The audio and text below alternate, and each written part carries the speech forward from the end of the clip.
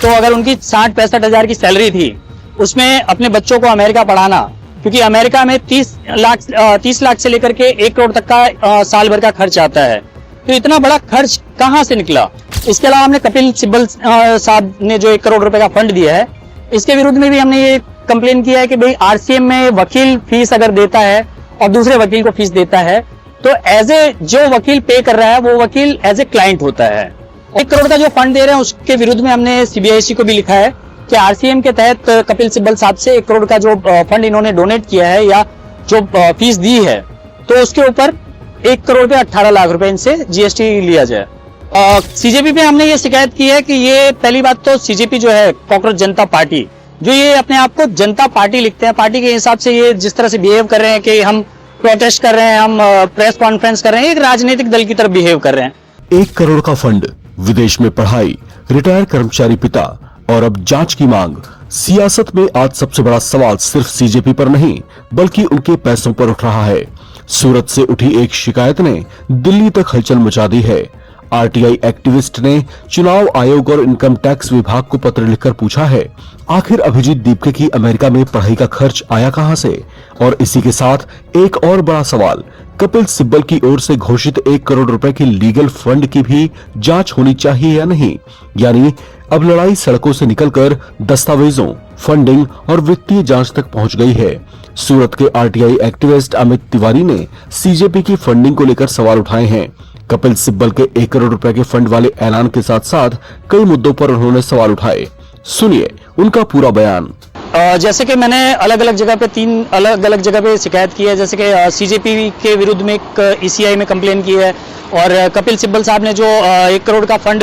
दिया है उसके विरुद्ध में मैंने सीबीआईसी में शिकायत की है कि इस पे 18% जीएसटी वसूल किया जाए। तथा महाराष्ट्र सरकार में भी मैंने एक शिकायत की है कि जो शंकर भगवान दीपके जी जो थे वो जूनियर इंजीनियर के पोस्ट पर वहाँ पे एमआईडीसी में कार्यरत थे, तो अगर उनकी 60-65 हजार की सैलरी थी, उसमें अपने बच्चों को अमेरिका पढ़ाना, क्योंकि अमेरिका में 30 लाख से लेकर के 1 करोड़ तक का साल भर का खर्च आता है, तो इतना बड़ा खर्च कहाँ से निकला। क्योंकि आपकी अगर 60-65 हजार की पगार है, उसमें आप 30-35 लाख रुपए खर्च कर रहे हैं, तो वो चीज़ समझ में नहीं आती है। इसके विरुद्ध में हमने महाराष्ट्र सरकार में भी शिकायत की है कि इसकी जांच की जाए, अगर आय से अधिक संपत्ति का मामला है तो उस पर कड़ी कार्रवाई की जाए।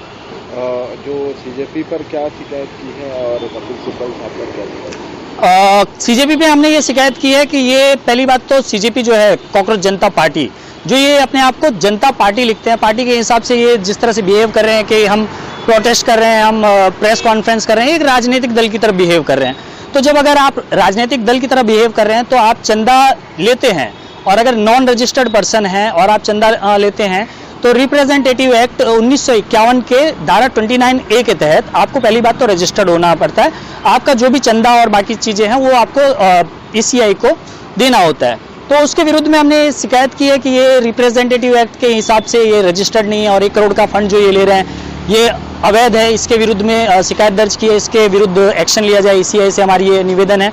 इसके अलावा हमने कपिल सिब्बल साहब ने जो 1 करोड़ रुपए का फंड दिया है, इसके विरुद्ध में भी हमने ये कंप्लेन किया है कि भाई आरसीएम में वकील फीस अगर देता है और दूसरे वकील को फीस देता है, तो एज ए जो वकील पे कर रहा है वो वकील एज ए क्लाइंट होता है, और वकील के ऊपर जीएसटी नहीं लगता है, लेकिन जो क्लाइंट होता है उसे बेयर करना होता है। 20 लाख के टर्नओवर के ऊपर अगर सर्विस पोर्शन है उस पर 20 लाख पे आपको जीएसटी पे करना होता है। तो यहाँ तो सर्विस पे 1 करोड़ का सर्विस कपिल सिब्बल साहब कह रहे हैं कि 1 करोड़ का हम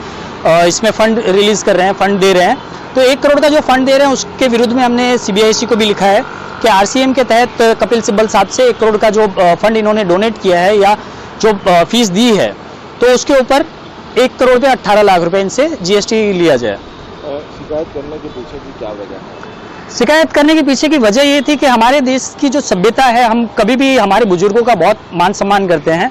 आप सीजेपी आंदोलन चला रहे थे, नीट का आंदोलन चला रहे थे, हम एकदम उससे समर्थन करते हैं, लेकिन ये जो आंदोलन के बीच में हमारे बुजुर्ग प्रधानमंत्री जी को गाली देना, उनकी माता के ऊपर, स्वर्गीय उनकी माता जी के ऊपर गाली देना, प्लस जो बाहर देशों के जितने राजनीतिक हैं संबंध हैं उन सभी से मतलब गलत बातें करना, ये सब चीज़ें बहुत आहत करती है, और इसके विरुद्ध में हमने ये कंप्लेन की है कि ये चीज़ नहीं होनी चाहिए, ये गलत है।